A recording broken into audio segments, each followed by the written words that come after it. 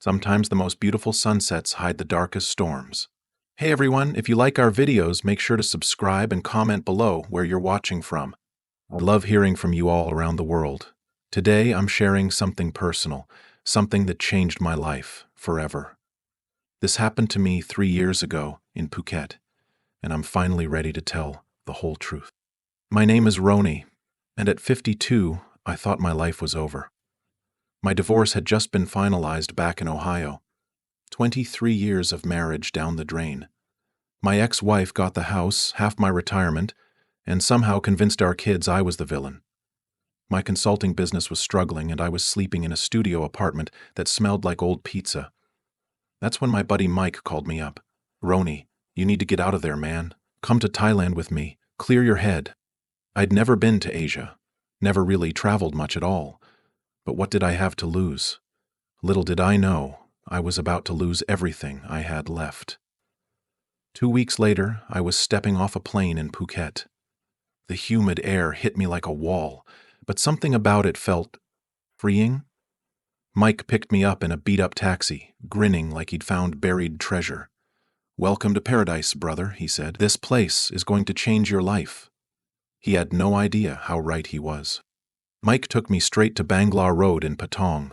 The neon lights, the music, the energy, it was unlike anything I'd ever experienced.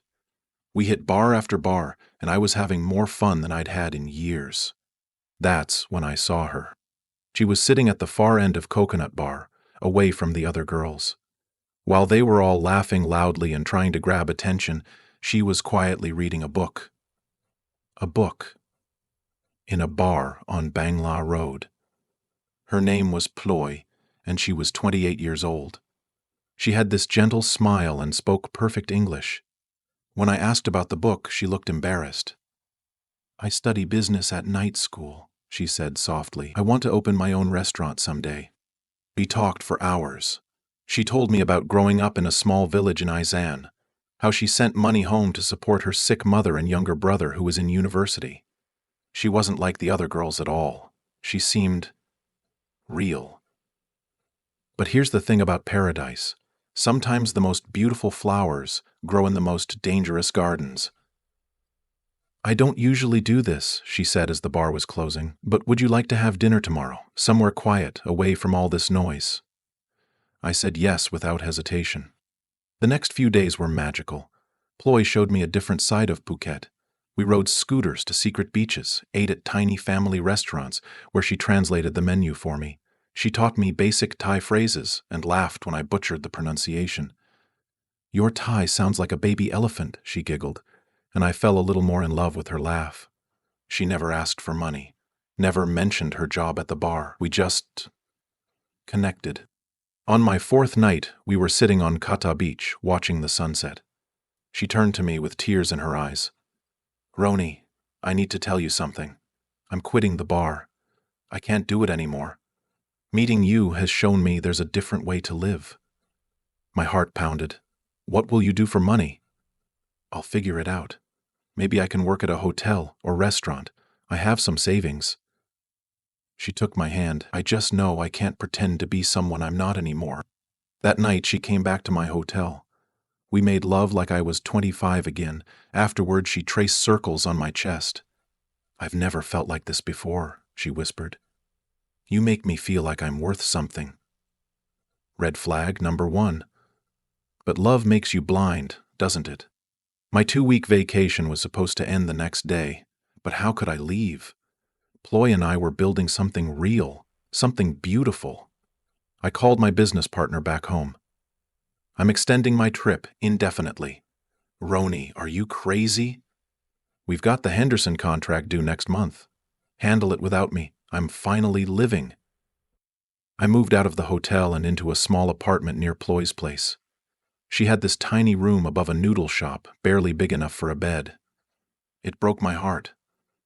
"Let me help you find something better," I offered. She shook her head. "I pay my own way, Roni. I'm not that kind of girl." But a week later she came to me crying. Her landlord was raising the rent, and she couldn't afford it. Her mother's medical bills were piling up back home. I might have to go back to the bar, she sobbed. I have no choice. What was I supposed to do, let the woman I loved suffer when I could help? Red flag number 2, but when you're drowning in love, you'll grab onto anything. I paid for a nicer apartment, just temporarily, I told myself, until she got on her feet. The next 2 months were the happiest of my life. Ploy and I fell into a routine.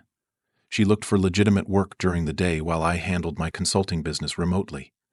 In the evenings, we cooked together, watched movies, made love. She was applying to restaurants and hotels, but nothing was panning out. The pay is so low, she explained, and they want me to work split shifts. I'd never see you. Her brother called from university. He needed money for textbooks and fees. Her mother's condition was getting worse. The medical bills were mounting. I feel so guilty, Ploy cried. Here I am happy with you, and my family is suffering. I started sending money to her family, just to help out, just temporarily. She was so grateful, so loving. She cooked my favorite meals, massaged my shoulders after long work days, told me she loved me every night before we slept. You saved me, Roni, she whispered one night. You're my hero. Heroes don't ask too many questions, do they? 3 months in, Ploy came home excited about something for the first time in weeks. I found the perfect location for a restaurant, she announced. It's small, but it's right near the beach. The owner wants to sell because he's retiring. She showed me photos on her phone. It was charming. A little beachside cafe with maybe 10 tables. How much? I asked. 800,000 baht. About $24,000. Her face fell. I know it's impossible. I just thought maybe someday. I did the math in my head. I had about 50,000 in savings left after the divorce. 24,000 was a lot, but if we were going to build a life together. What if we became partners? I suggested. I invest the money, you run the restaurant. We split everything 50-50. Her eyes lit up like fireworks. Roni, are you serious? You would do that for me? I would do anything for you. Famous last words. The restaurant purchase moved fast. Too fast, maybe. Ploy handled all the paperwork, since it had to be in a Thai person's name anyway. I just signed where she told me to sign and transferred the money. But something felt off.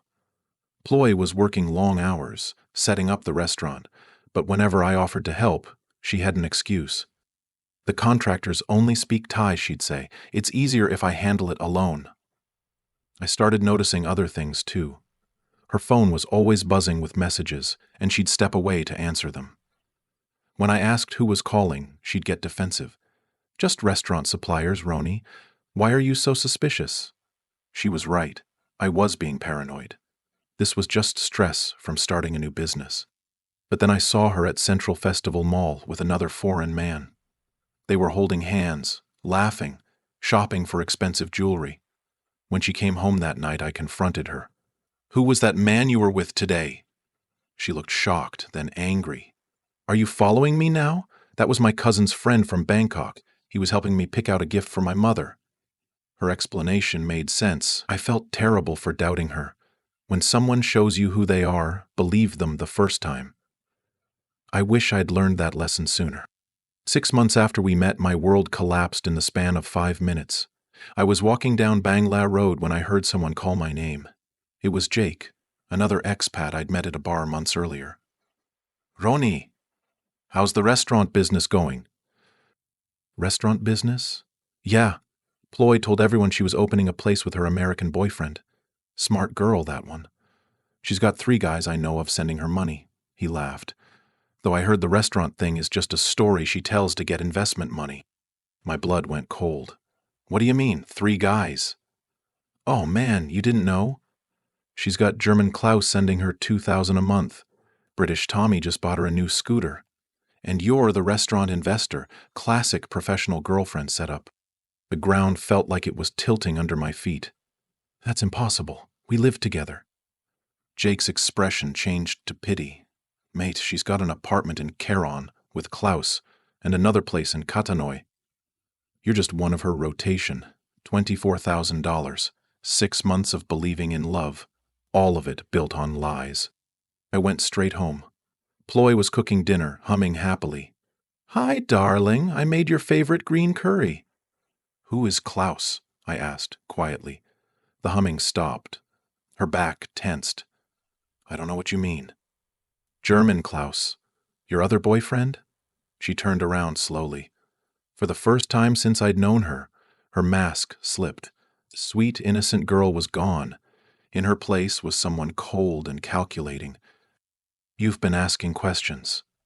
Is any of it real? The restaurant? Your feelings? Anything?" She sat down at the kitchen table and lit a cigarette. I'd never seen her smoke before. "The restaurant is real. Well, it was going to be real. I was going to use your money to start it. And Klaus? And Tommy?" She shrugged. "A girl has to survive, Roni. You think I can live on love alone? You told me you loved me. I do love you, in my way." She took a long drag. "You're sweet, generous. You believe in people. That's rare." "But not rare enough to be faithful to." She laughed, actually laughed. "Faithful? Roni, you met me in a bar. Did you really think you were my first foreign boyfriend? Did you think you'd be my last?" The next morning, I went to see a lawyer about getting my money back. The news was worse than I'd imagined. "You signed ownership of the restaurant over to her completely," the lawyer explained. "In Thailand, foreigners cannot own businesses outright. You have no legal recourse." "But she committed fraud." "You gave money willingly to your girlfriend. No court will see this as fraud. You were not married, you had no written business agreement, and you transferred the money voluntarily." $24,000. Gone. Just like that. But the money wasn't even the worst part. It was the betrayal. The months of believing I'd found something real. The way she'd looked into my eyes and told me she loved me while planning to take everything I had. Some lessons cost more than others. This one cost me my faith in love itself. Word travels fast in the expat community. Within a week, I'd been contacted by Klaus and Tommy. We met at a quiet bar in Rawai, 3 middle-aged men sharing the same humiliating story. Klaus was 60, recently retired from his engineering job in Munich.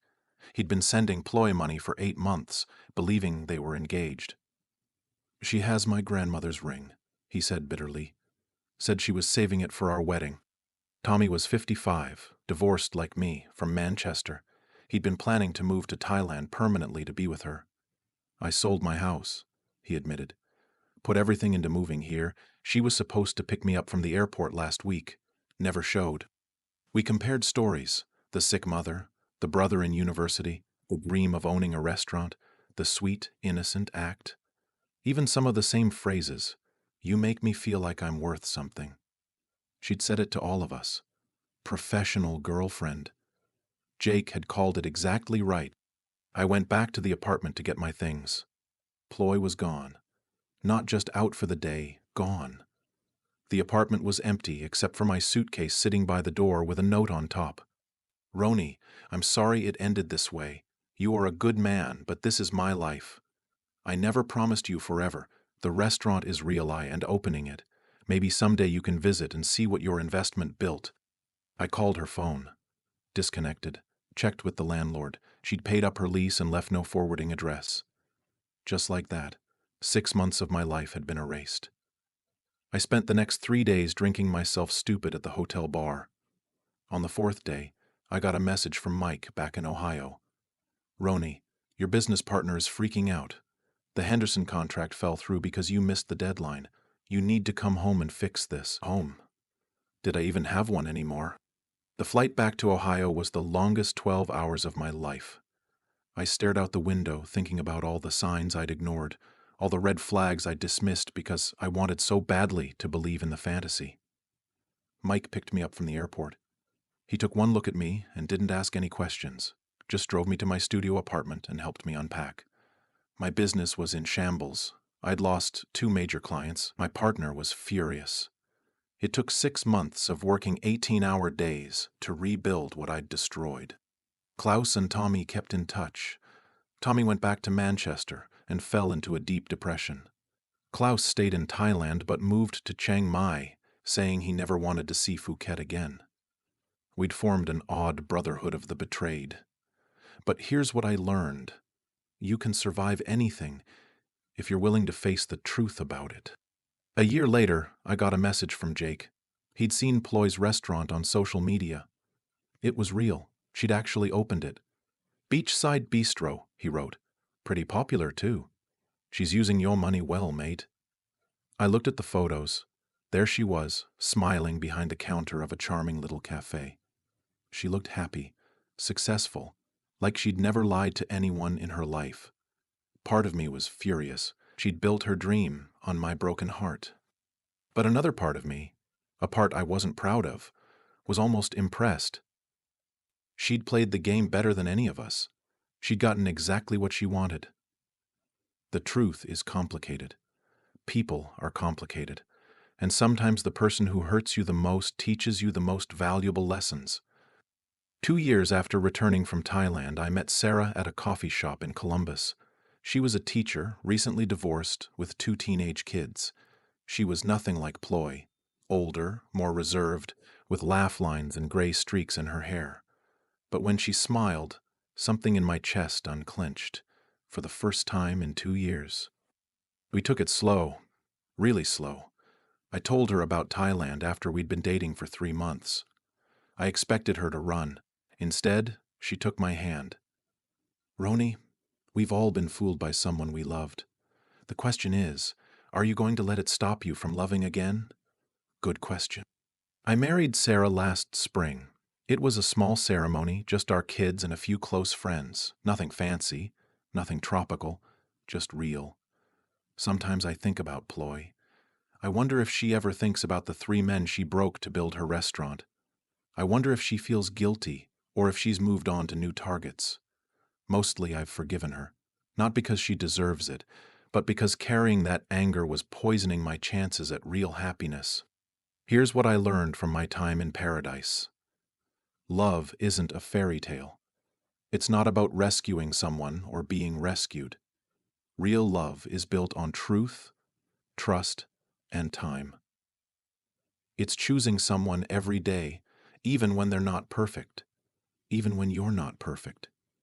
The most dangerous person is the one who tells you exactly what you want to hear. The most trustworthy person is the one who tells you what you need to hear, even when it hurts. And sometimes the most expensive lessons are the most valuable ones. Paradise isn't a place, it's a feeling. And you can't buy it, you have to build it. I never went back to Thailand. Maybe someday I will, with Sarah. We've talked about it. She wants to see the beaches, try the food, experience the culture. But not the bars, never the bars. Klaus eventually remarried, a German woman his own age who he met in a cooking class. Tommy is still single but dating again. We stay in touch, our odd little support group for the romantically naive. We laugh about it now. Not the pain, that was real and deep, but the absurdity of it all. 3 grown men, all believing we'd found our soulmates in paradise, all walking away poorer but wiser. The truth is, Ploy did teach us something valuable. She taught us the difference between love and fantasy, between being wanted and being used, between paradise and prison. Some people go to Thailand and come back with souvenirs and sunburns. I came back with scars and wisdom. And honestly, I wouldn't trade the wisdom, even if it cost me $24,000 and 6 months of my life to get it. Because the most expensive education is the one that teaches you who you really are. Sarah sometimes asks if I regret the whole experience. It's a fair question. Do I regret falling for a lie? Do I regret losing money I couldn't afford to lose? Do I regret believing in something that was never real? The answer is complicated. I regret being naive. I regret ignoring red flags. I regret not doing my homework before investing in a business halfway around the world. But I don't regret taking a chance on love. Even fake love taught me what real love looks like when it finally shows up. And that lesson, as painful as it was to learn, turned out to be priceless. So to anyone out there nursing a broken heart, whether it's from Thailand or Tennessee, whether it cost you thousands or just your pride, remember this. You are not stupid for believing in love. You are not weak for wanting to be wanted. You are not a failure for falling for someone who turned out to be different than they seemed. You are human. And being human means sometimes you get hurt while trying to find happiness. The secret is learning from the hurt without letting it make you hard. Love again. Trust again. But love smarter. Trust with your eyes wide open, and if you ever find yourself in paradise, remember, the most beautiful sunsets sometimes hide the darkest storms, but morning always comes, and with it a chance to start over, with wisdom instead of just hope. Remember, if you enjoyed this story, hit that subscribe button and let me know in the comments where you're watching from. Your support means everything, and I love connecting with viewers from around the world. Until next time, stay smart, stay strong, and keep your heart open, but your eyes wide.